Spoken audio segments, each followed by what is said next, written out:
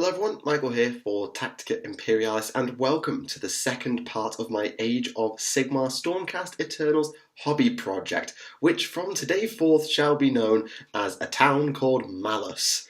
Yes, I know, the pun's terrible, let me explain. Okay, so half of you think I pronounce Mallus as Malice, so there's a start. Plus, a town called Mallus is a fantastic song. Plus, it plays into the whole free cities thing, because you've noticed with Firestorm that the free cities and creating your own free city is kind of a thing. So having something that's kind of a town-based pun, as well as being around the Sons of Mallus, it kind of suits. So we're going with a town called Mallus, and if you don't like it, I'm sorry, you didn't give me anything better. Although it was you who gave me the idea of Malice and Malice being interchanged, so it's partly your fault, it's mostly my fault. That's the new series title, run with it. So, today is going to be the first proper unit that I'm going to be showing off as part of the project. You've seen my hero now and his backstory, but I want to now show you what the army is going to be doing in terms of troops, because obviously heroes help, but it means you still need troops to make an army function. And thanks to having the Lord Aquilor, Justinian Bloodbreaker, if you missed the first part, by the way, I'll put the link in the description to both the English and the French parts in case you're interested. But because I've got him, I can now unlock some new options, which I'll explain more in the proper section of the video. This video is probably not going to be as long as the first part, primarily because the backstory element just isn't there.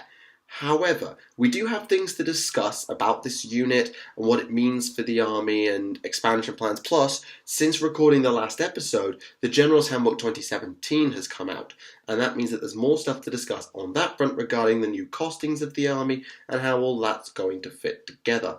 So we've got a few things to talk about today. I'm not going to do too many units in one go. I have got several units done at this point. I've got 4, but, well, I say 4, is it 5? I think it might be 5. I've got a bunch of units done, but I'm not showing them all off immediately. For the simple reason of this is a bi-weekly series, and I actually need to get the models done in that time. And with my current timetable, which is going to get busier and busier, I can't afford to be making a new unit every 2 weeks. It's just not going to fly. So this might not be as long as it could have been, and I might not be showing up as much stuff as I could do, but that's mainly just so as there's always an episode that you can see. And next week, you get a battle report. Oh yes, there is to be a battle report with this army next week. So if you want a spoiler of what's coming up for the series, not a full discussion, but an interesting look at what's coming into the army, then you can have a look there and see what's coming. So with all that said, I hope you enjoyed the video, and if you want to check out the French part of this, the equivalent episode, that will be out tomorrow, same time as this one, so 4 PM European, 3 PM UK time, or your regional equivalent. And I hope you can check that out as well, because that got a reasonable response, a mixed response, mostly because people were making jokes at my expense, or the language's expense, one thing or another. But it got a reasonable good response, and I want to keep going with it. So you expect that tomorrow, and you expect the same with the battle report. So, with all that done, all the intros and rambles out of the way, let's take a look at today's unit. This is episode 2 of A Town Called Mallus. So here you are. This is the first half of today's Unit 5 Vanguard-Hunters. I'll show you the other half as part of the discussion segment that we're going to have a little later.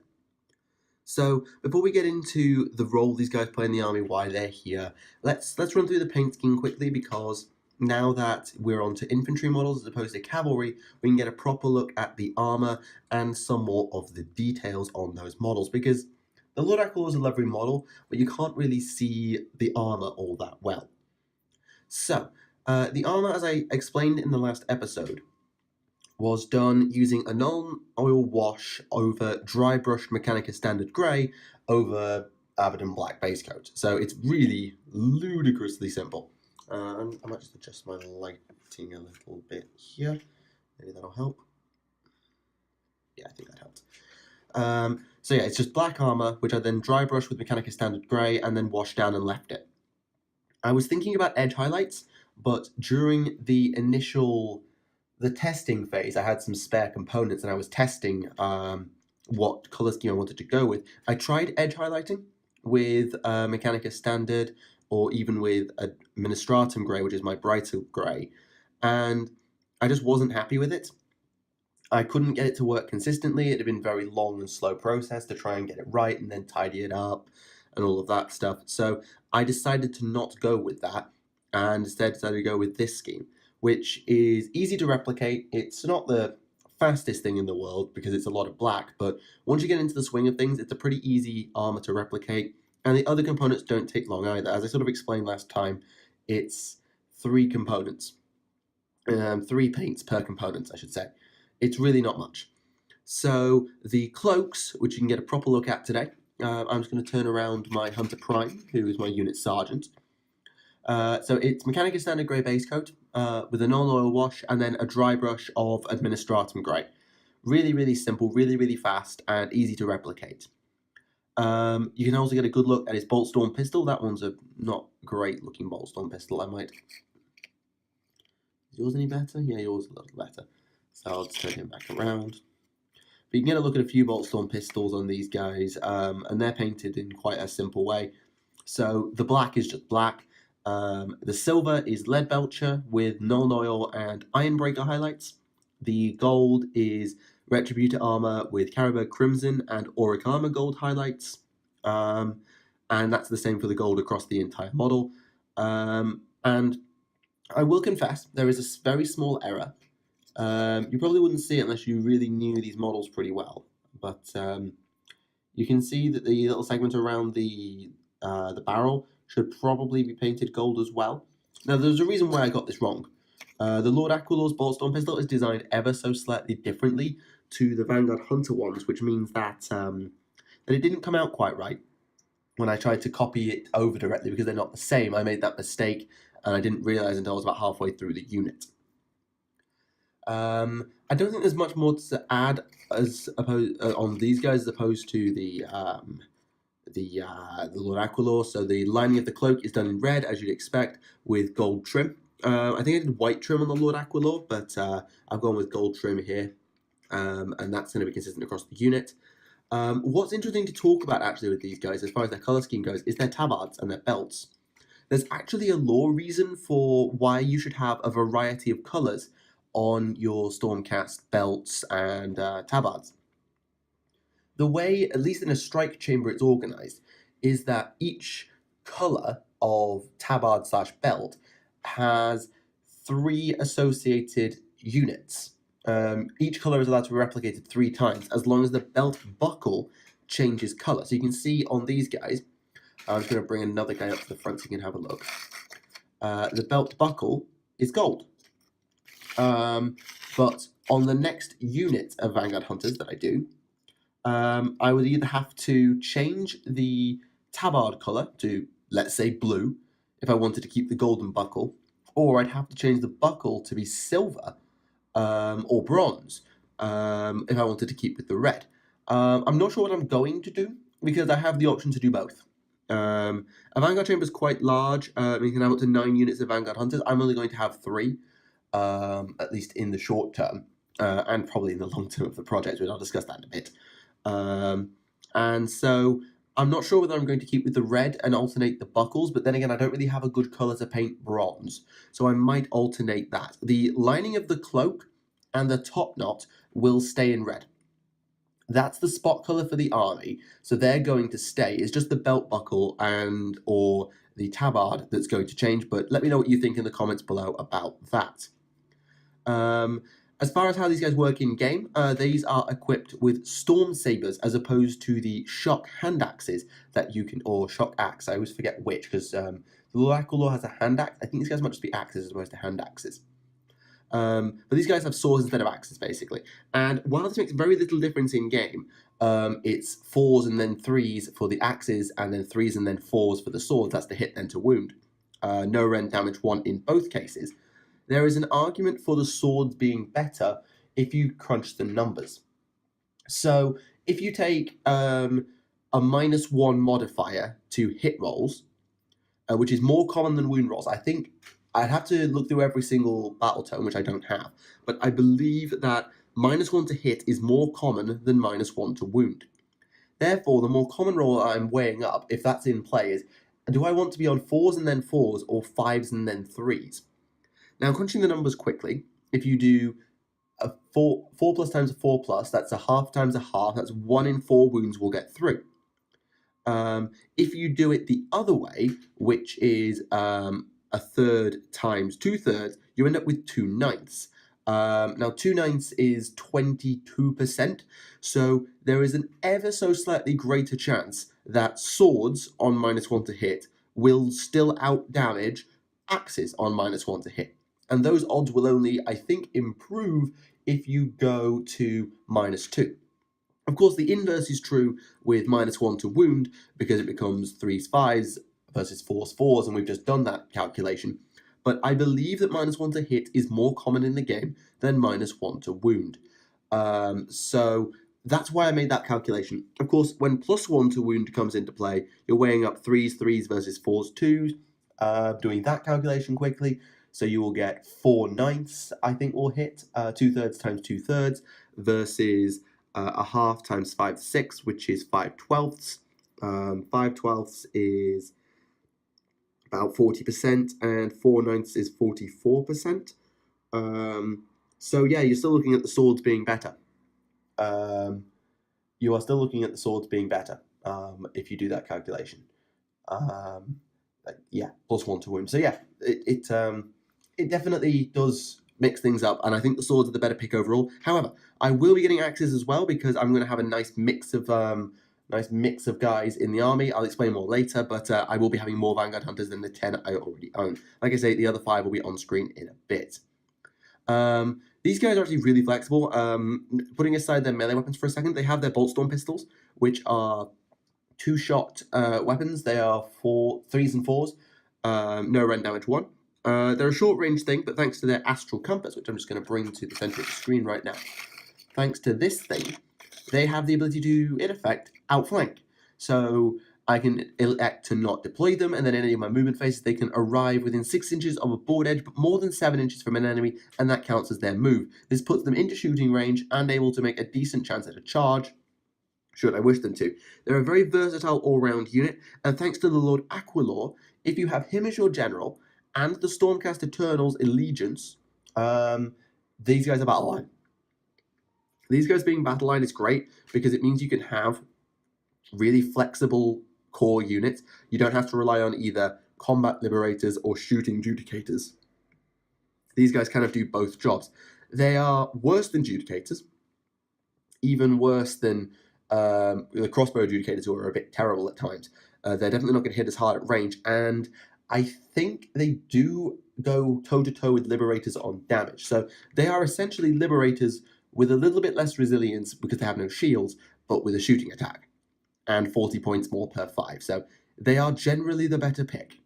So yeah, Vanguard-Hunters are really cool. That's not to say that there won't be other units in the army. We'll talk about that, to say, a bit later. But yeah, I've been quite impressed with them. There's a lot more to weigh up with these guys as well, as opposed to, as far as goes, unit size versus weapon choice versus deployment style. So Vanguard-Hunters can go from 5 to 15, and can have 1 in 5 with an astral compass. So in theory, you could have 15 guys outflanking at once, but do you want to do that at 3 units at 5, or a unit at 15, or would you rather just deploy them if they're a block of 15, or a 10 and a 5, while 1 deploys and 1 outflanks? Then how do you do it? There are so many calculations to be done with these guys, and so much experimenting to be done, that I have a lot to learn. And you'll see in next week's battle report, which I've already mentioned, that I'll try out a few methods of using them, and we'll see. And of course, let me know, if you're a Stormcast player, what your experience is with Vanguard-Hunters. So I think that's everything I need to say about these guys in terms of how they perform on the battlefield, why they're in the army. I mean, if you hadn't already worked out the fact that I'm making a Vanguard chain, but having Vanguard-Hunters is a given. How they fit in, how they perform, what they look like. I think that covers pretty much everything you need to know.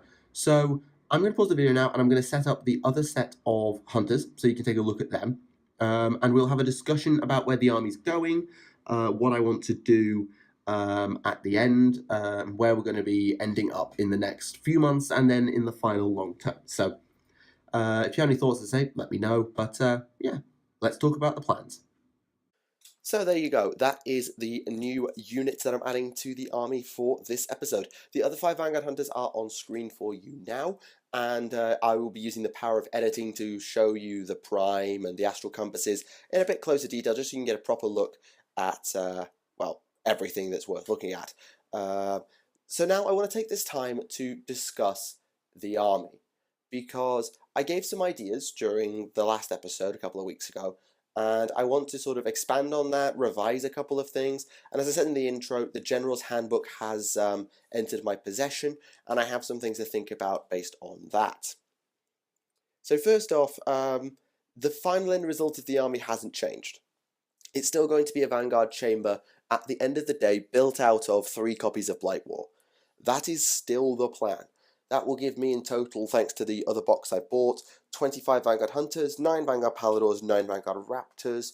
I'll have my Lord Aquilor, and I'll be able to get there'll be Ether Wings in there, and I'll be able to get some Knights of Xeros and Venator to complete the battalion of the Vanguard Auxiliary Chamber, and the 2 secondary battalions, the other 2 conclaves, which will allow me to make the army. Now, because of the change in the General's Handbook, that has become much more expensive to do. For those who don't know, the General's Handbook has upped the cost of battalions by mostly either 50 or 100 points. So in my case, the army has increased in cost by 250 points as a result of the General's Handbook. Now that basically means I have to retract 10 Vanguard Hunters from the army. Now the original army had 10 more Vanguard Hunters than I just described, so I've already made that saving in the army plan, so I basically just don't have to buy another box of Vanguard Hunters to complete the army. But that's something to consider going forward, is my army is now 10 infantry lighter, and it means that if I want to look at the other chambers, it might be better to just build them in the style of the chambers, as opposed to actually just building the battalions. Speaking of the other chambers, because Blight War is, 1, a big investment, and 2, being shared between people in different countries, because I'm in France right now, I'm not buying Blight War at this moment in time. Not at all. I mean, I could buy Blight War and give the Nurgle version over when I get home, or the Nurgle segment over when I get home, but with the exchange rate, it's actually cheaper to buy it in England completely, because of the way the pound stacks against the euro right now. So it's cheaper to buy at home, so I'm quite happy to wait until Christmas to get Blight War, bring the frames out with me, and then work on that as part of the series over what might be an unofficial Season 2, I suppose, although I might put the unboxing as part of this series, and do that instead. So I'm waiting on Blight War, and that means I need to add other elements to the army in order to bulk it up past 1 unit of Vanguard Hunters and the Lord Aquilor. And I've decided to do that with the Warrior Chamber. Or the Strike Chambers is the general term, but I'm looking at a Warrior Chamber, which contains Liberators, Judicators, Paladins, and Prosecutors. It has a mix of all of the main Stormcast Eternal unit types. I was originally thinking of the Exemplar Chamber, because that one was very heavy on Paladins, and then it was just Prosecutors and Judicators. And I do like Paladins, but Paladins are slow. And I mean, I can counter that with Silence of the Storm, but Paladins are still slow. And you don't get as many Judicator or Prosecutor units as you might doing it the other way. Plus, having units of Liberators means that I have some cheap battle line if I take a general that isn't the Lord Aquilor. Let's say I want a Lord Celestin to be my general for his command ability as an arbitrary option. I can do that and still have battle line in the form of Liberators and Judicators, which get battle line if. So if your allegiance is Stormcast, then Judicators are battle line. So I can get a decent amount of battle line into the army without being forced to take the Lord Aquilor as my general. So that's what I've been doing, and you'll see it in next week's video, because while it's not an episode of this series, there is a video related to this army coming out next week. It's a battle report, and you'll get a spoiler of what's coming up in this series if you wish to watch it, and that will be a bilingual battle report as well. So as with this series, Monday will be in English, Tuesday will be in French, as usual. So you get to see what's coming up, but I won't be discussing the elements I've added to the army there. I'll be discussing them when I get to them in the series. So over the next few episodes, you'll get to see why those units have been added in, and maybe using the battle report, you can get a little bit of a hint as to what's coming up. So, what's changed, really? Well, one, we switched from Exemplar to Warrior, because I wanted Liberators. And I do really like Liberator models. They are a bit basic, from what I've seen of them, but it allows me to have a bit more colour variety in the army, with a bit more of the Sons of Mallus purple, as opposed to the Paladins, which are very not purple, and the Vanguard-Hunters, which are more about their cloaks, and there's very little purple on them as well. So that's what I've done, and well, I'll be doing going forward. But I also wanted to consider cavalry. Stormcast armies are between move 4 and 6, depending on the unit that you happen to be, unless you are cavalry. And maybe it's the Total War Warhammer fan in me, or just the Total War fan in general in me, but I really like cavalry. In particular, chunky, heavy cavalry. You can build an army without chunky, heavy cavalry, but an army that includes a unit that is equivalent to chunky, heavy cavalry, whether that be actual heavy cavalry or monstrous infantry that's really fast, or something that can fly and hits like a brick, whatever it happens to be, I really think that's a really good element to the army, particularly if your army is something like Stormcast, which lacks in monsters. So armies like Chaos can just pull monsters out of everywhere. But if you look at Khorne Bloodbound, for example, having the Mighty Skull Crushers in your army, I've been on the wrong end of those juggernauts enough times to know.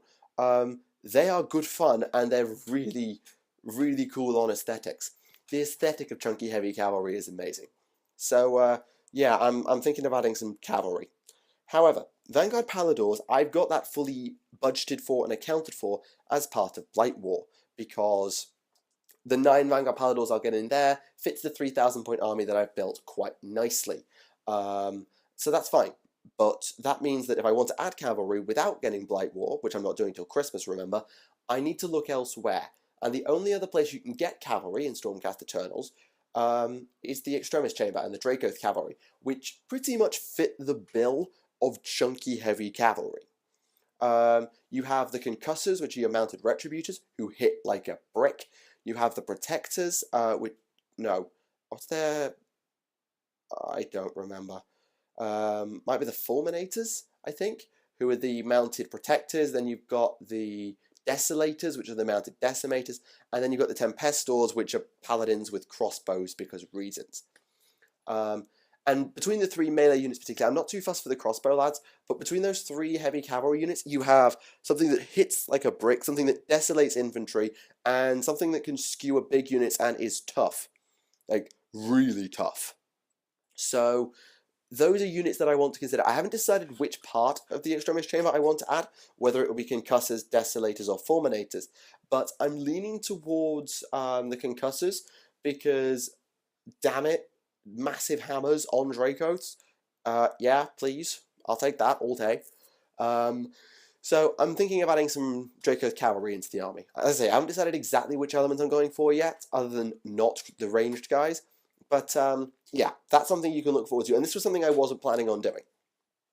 If you remember back to the last part, I'm pretty sure I mentioned, or at least I was thinking, I didn't want the Extremis Chamber at all. It was going to be the Vanguard Chamber, supported by the Strike Chamber, and that was going to suit me just fine. I'd have a solid infantry line and some fast units with the ability to flank, and that would be a really large army that I could use in sieges, in open play, in all of the fun stuff that Age of Sigmar has to offer in large games.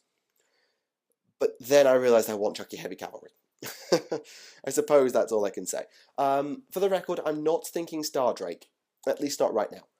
Stardrake might be the last unit I add to the army, so that might be like the final centerpiece will be a Stardrake. I don't know. I haven't decided yet.